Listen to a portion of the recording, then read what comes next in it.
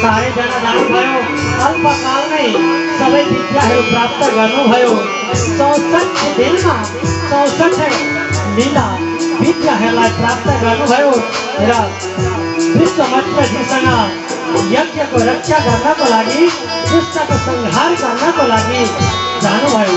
त्यहाँ गएर दुष्टहरूको संहार गर्नुभयो,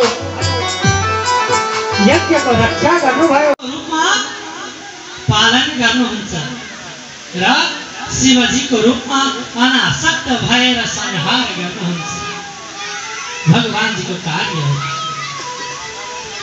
अब आउनुहोस् भगवानजीको स्वभावको बारेमा पनि जानु कस्तो छ।